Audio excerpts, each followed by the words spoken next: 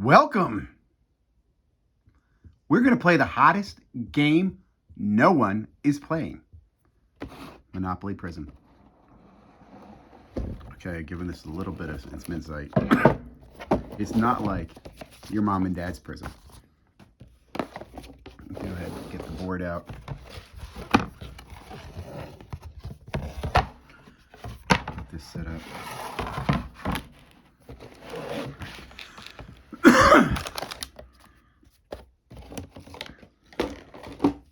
I have put some cards here in these hard cases. I basically have the base set, then I added two other players here. Now, it's interesting, I added Curry.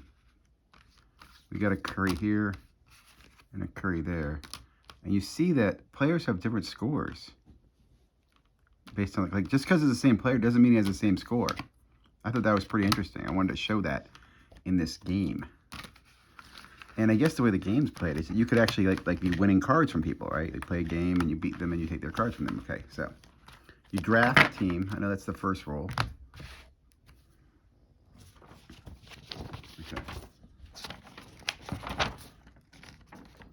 Draft your players. We're gonna play a two-man game, okay? You need to have, I think, what's it, 4 players? 3 of them will be starters, 1 reserve. So let's go ahead and draft a team. I think I've got 4 and 4, right? 4 and 4, 5, 4. Let's not do Curry twice. So we'll do Curry. We'll take this Curry off the board. Throw that there. And do those 4 versus those 4. Everybody see that? So we're gonna do a simple game, 2 players. We've done our draft. Our draft was me just throwing cards together. Okay, stop and go to complete for all.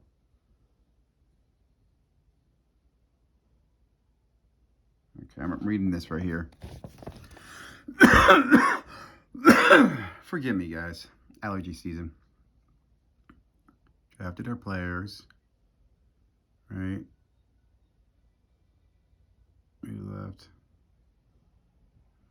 Okay. Set up. Each player starts a game with. Okay, we're gonna pretend. I'm not gonna divvy that out, but we're gonna pretend we have that. Place your NBA game card face up next to their matching spaces. Place the All-Star contest cards face down there. What are the contests? Get those over there. Shuffle the Playmaker cards over there. Okay, so let's do all that setup. You got one set over here, one set over there.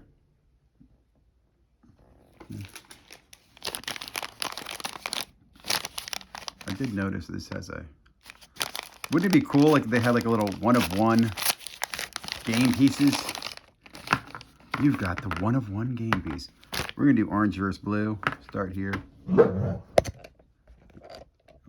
I can't see it on camera, but you'll see it in a second. Orange versus blue. We've got our dice. Let me go ahead and rip these cards open.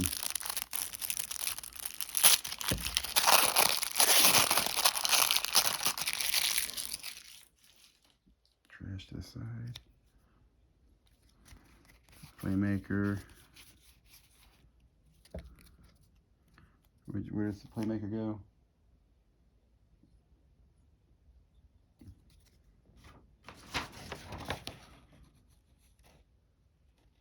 Looks like closest to jail is going to have these guys. Looks like Playmakers are over there. What are these things?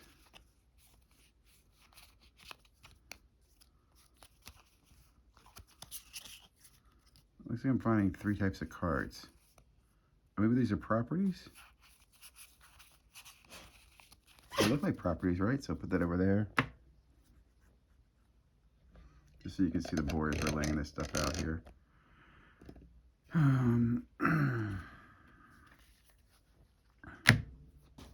Okay.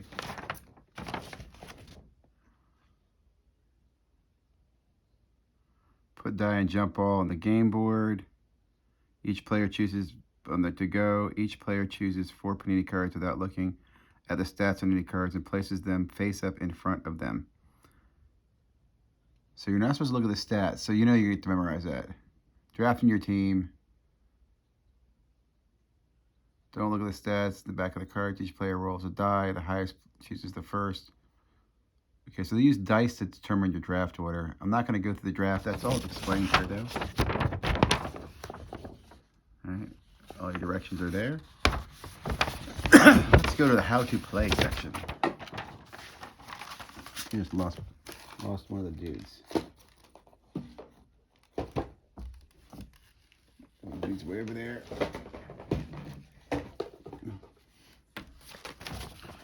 Okay, how to play. Move around the board. You can collect. Oh, control as many NBA games as you can. Oh, I like this. Collect your points. Roll the die. Maybe you should clockwise.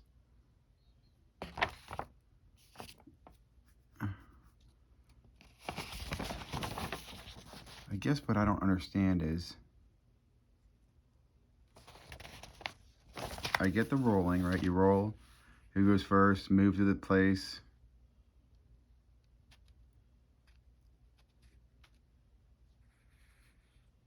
Stop. Collect 40 points from the bank. Flip over. Star.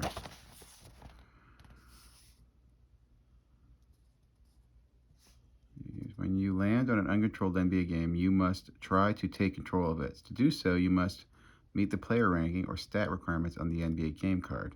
Then play the amount on the board space. That amount is shown in the card. Take the NBA game card. If you do not meet the requirement, do nothing. Leave the NBA game card. Next space. Requirements you can afford to pay. What if I run out of points? So apparently you need points to play. Here's an example. You land on Minnesota and Toronto. Take control of this game. You must have one starter with a defensive stat of 76 or higher. You may flip over one or more of your starters to find out. You flip over Trae Young. He has defensive stat of 75, which isn't high enough. He has defensive stat of 77. Who's this? So you just ram it, take control of the NBA game.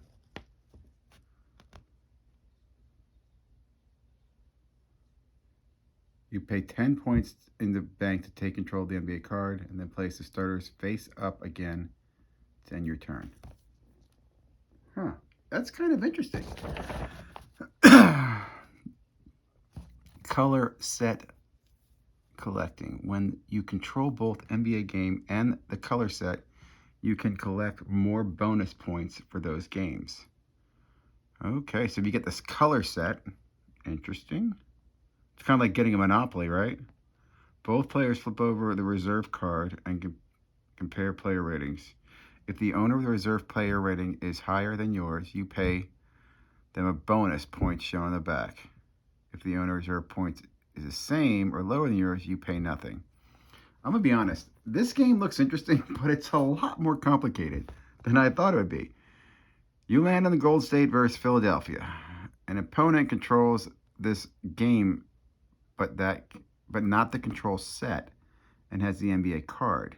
You flip over your reserve card to show a player rating of 83.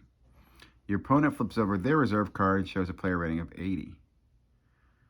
Because your opponent's player reserve rating is higher than yours, reserve rating, you must pay them 40 bonus points.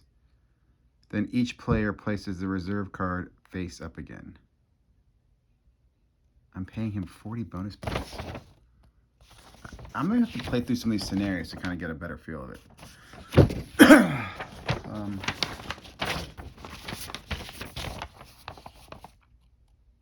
Action spaces go. When you reach go, stop even if you have moves left. Then collect 40 points from the bank. Flip over all All-Star contest cards and compete.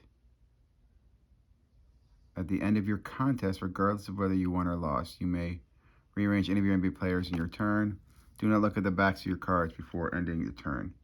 How do you not look at the back of your cards? It just seems like that's crazy. I mean, you're asking people not to look at the back of the cards.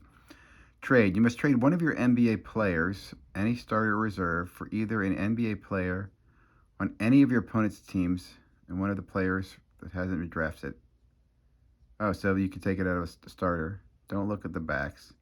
If you trade with an opponent, you may choose which NBA player to take from them, and you must accept the trade.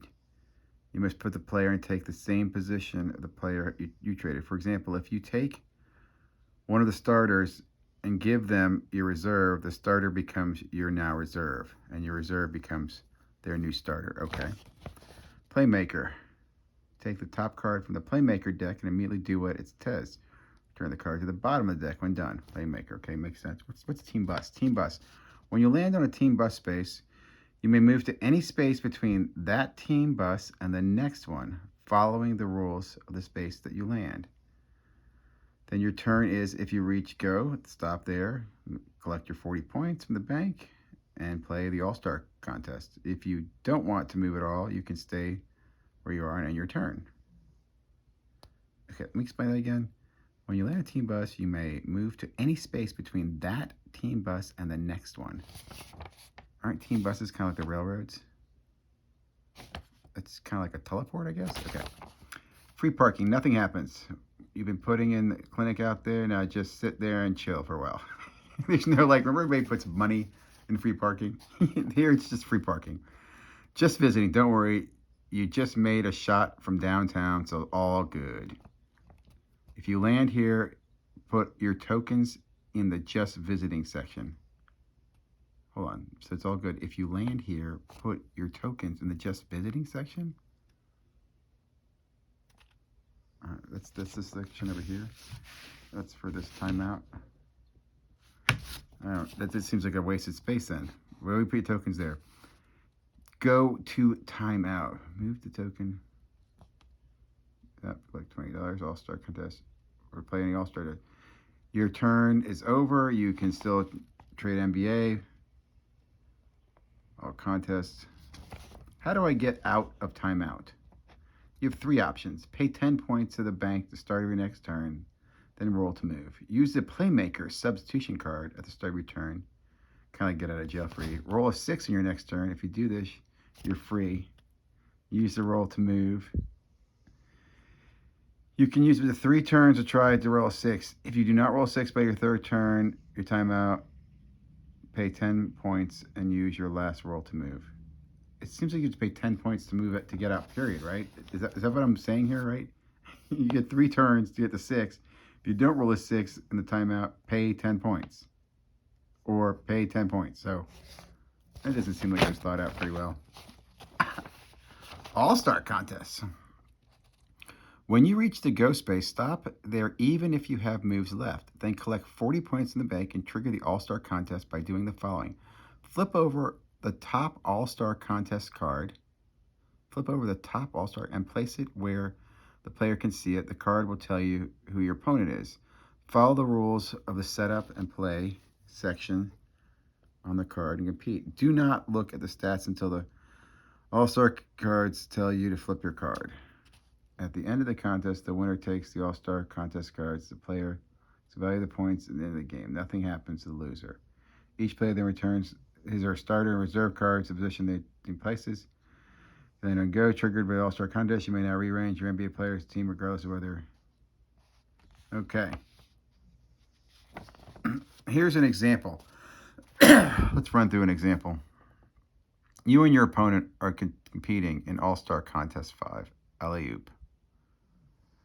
This contest is played over 3 rounds. The higher skill set to each round wins. Okay. You both place 1 starter face up in your number rounds on the board. Do not look at the stats.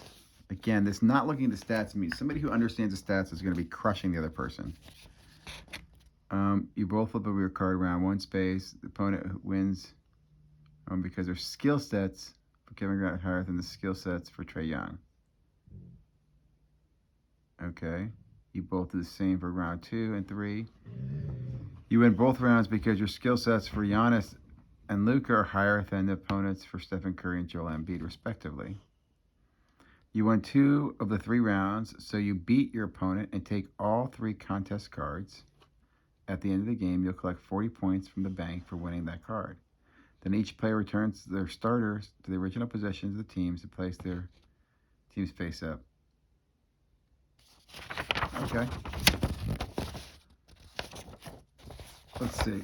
If you run out of points, try to earn points. If you can't afford to take control of the NBA game or owe points to an opponent or the bank you can't pay, try to raise points by selling NBA games to the bank in the amount shown on the board. Okay, so that's kind of like mortgaging. You still have points? Don't worry, you're still in the game. You have no NBA games to sell? Do nothing. You're out of the game, but just hang in there and hope that earn points later. If you do not, you will have to pay what you owed previously to the bank and opponent. End of the game. The game ends immediately when all the All-Star contests have been completed.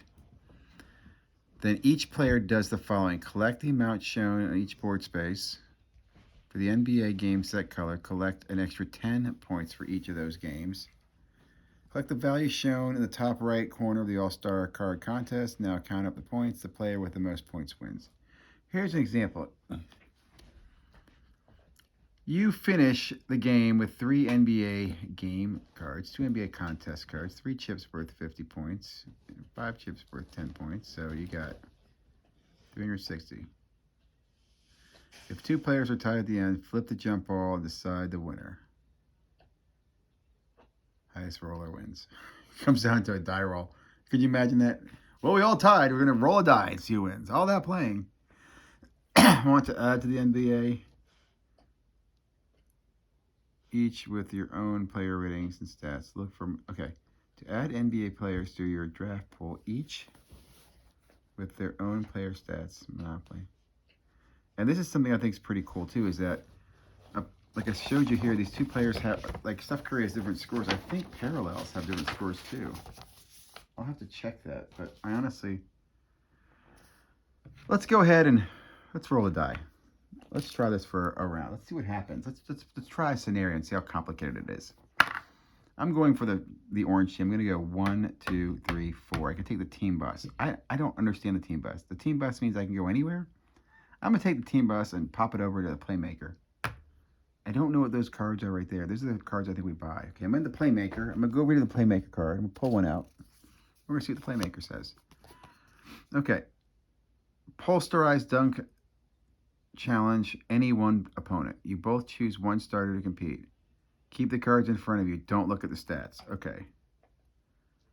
He's going to put this guy out. He's going to put Ja Morant out. And I'm going to go ahead and put Stephen Curry out just because they're in front of us.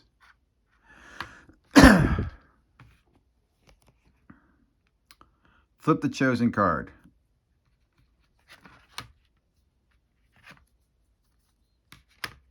Okay. Skill stats versus their defense stats. So I'll say that's them, and I'll say this is me. So my skill sets are 84, and their defense stats are 77. The higher stat wins. So I beat you. Stephen Curry's skills are better than Ja Morant's defense. Okay, so I win. There's a tie, the jump ball, if you choose red or blue. Winner, steal any one NBA game from any opponent. Is that like one of those things? I mean, no one has one yet.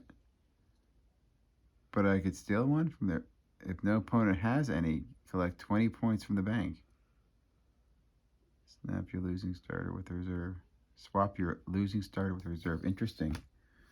Interesting. I don't know why that's so special. So I would win 20 points from that. And I guess I put that playmaker card back at the bottom. Okay. That was an example. Not bad. Kind of cool. I'm going to roll again. I guess I'm going to push these guys back over. These are my starters. Should I put it like this? And then I'm going to have my reserves.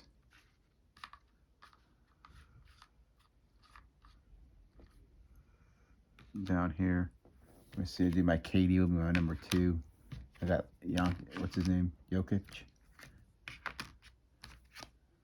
should have reserve over here. I'll lose Luka.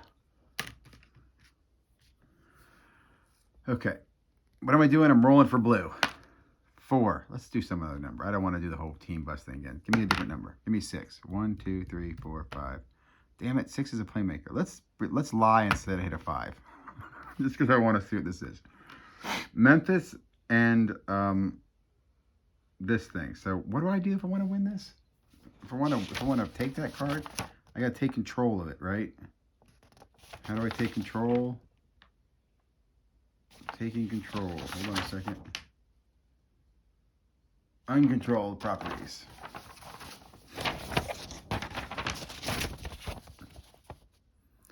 When you land an uncontrolled property, you must take control.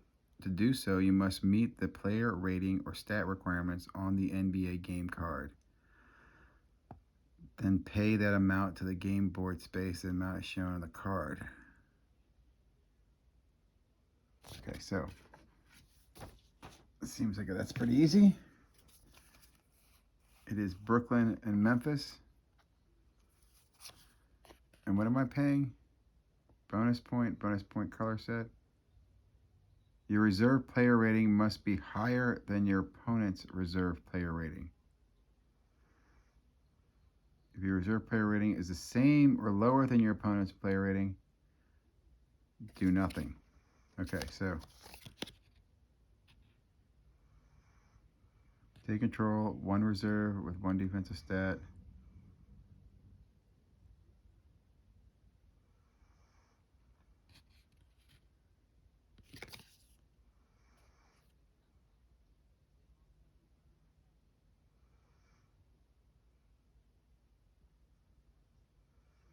I don't understand. Is this... I guess my question is, am I doing this? Take control of the game. You must have a reserve. Okay, I'm doing this. I think this is if I'm collect the bonus point below. Okay. Take control, reserve with a defense. You must have a reserve with a defensive stat of 77 or higher, and then pay 10. Do I have a defense of 77 or higher? I'm pretty sure I do. Okay, Curry's not going to be it. There, 84 defense. So I'm going to go ahead and say I pay the 10 and I get to take this property. Okay. Now by controlling the property,